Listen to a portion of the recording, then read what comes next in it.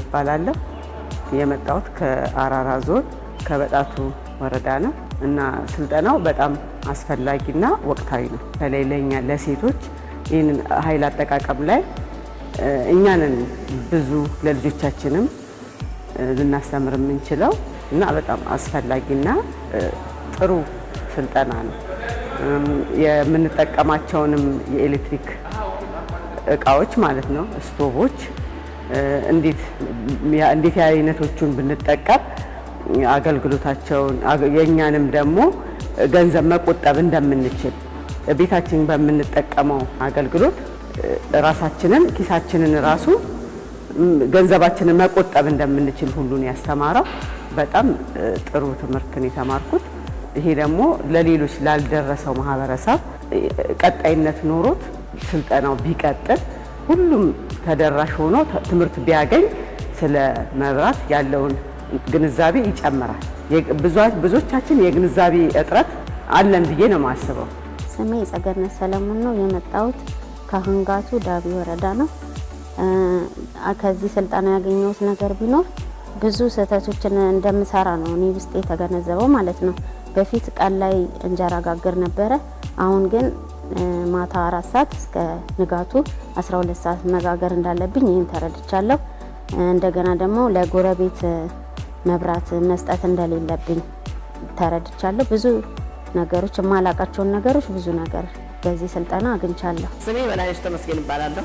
ከዚህ አሁን የሰለጠንኩት ስልጠና በጣም ደስ የሚል ነው። እውቅና ነው ጨበቅኩበት። ብዙ ነገር ተምሬበታል፣ ብዙ ነገር አግኝቼበታል። ስለ ኤሌክትሪክ ፍጆታ ምን ያህል እንደሆነ፣ ኢኮኖሚው ላይ ፓወሩ ከምን እንደተነሳ ከምን ችግር እንደሚፈጠር ማስተካከል ካለበት ከየት እንደሆነ ምናምን እውቅናውን በደንብ የሚገባ አስተምሮናል ማለት ነው። ስለዚህ በጣም ደስ ብሎኝ ተቀብያለሁ። በፍላጎታችን ስላስተማራቸው ደስ ብሎኝ በጸጋ ተቀብያለሁ ማለት ነው።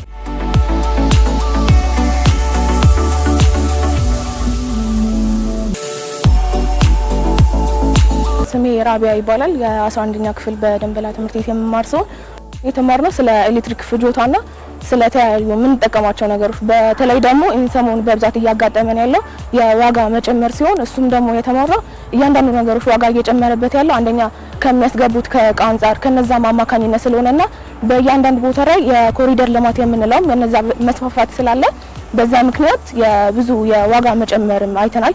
እና ደግሞ ኤሌክትሪክ አጠቃቀማችን ላይ ስርዓት እንዴት ነገሮችን አጠቃቀም ማድረግ እንዳለብን ወይም ደግሞ ጥንቃቄዎችን እና ደግሞ ሌላ በተጨማሪ ደግሞ ያየነው የምንጠቀማቸው ነገሮች ምን ያህል ጉልበት ይቆጥቡልናል። እስከዛሬ ድረስ በብዛት የምንጠቀማቸው ነገሮች በብዛት አንደኛ ነገር የእቃችን ላይ ዳሜጅ እንዲኖር ያደርጋል። ከዛ ደግሞ የገንዘብ መጨመር ወይም ደግሞ ኃይል ብዙ በምንጠቀም ሰዓት ገንዘብ ስለሚጨምር ያንን ነገር እንዴት መቀነስ እንችላለን ስንል አንደኛ ነገር አጠቃቀማችን ስርዓት ሊኖረው ይገባልና የተለያዩ ችግሮች ደግሞ ሲኖሩ ለሚመለከተው አካል መንገር እናም ደግሞ ያስረዱት ነገር አሪፍ ነው። ስሜ ሉሊስ ብራውን ይባላል። የ10ኛ ክፍል ተማሪ ነኝ። የመማረው ደግሞ ደንበላ ነው።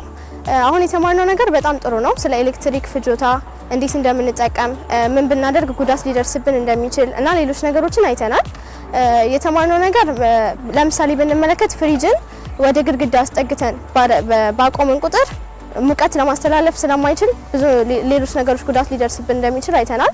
እንዲሁም ደግሞ ቀዝቃዛና በጣም አሁን ለምሳሌ ቀዝቃዛ ምግብን ስቶቭ ላይ ባደረገን ቁጥር ብዙ ኤሌክትሪክ ሊፈጅ እንደሚችል ስቶቭ ላይ ስናደርገው ማለት ነው። እንዲሁም ደግሞ በጣም ሙቅ ምግብን ደግሞ ፍሪጅ ውስጥ ባስገባን ቁጥር ብዙ ቅዝቃዜን ለማውጣት ስለሚፈልግ ብዙ ነገሮችን ወይም ብዙ ኤሌክትሪክ ሊፈጅ እንደሚችል አይተናል። አስተምሮታችሁ በጣም ጥሩ ነው። እናመሰግናለን። ስሜ ፎዚያ ሽኩር ይባላል። የመጣሁት ከ10ኛ ኤፍ ነው። የምማረው ደንበላ ነው። ዛሬ የሰጠን ስልጠና በጣም ደስ ይል ነበር።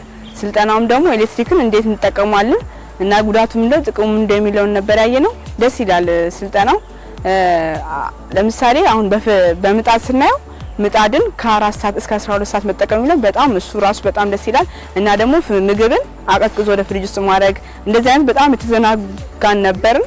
ግን ካሁን በኋላ ይሄን በደንብ እናስተካክላለን እና ስልጠናው አሪፍ ነበር። እናመሰግናለን።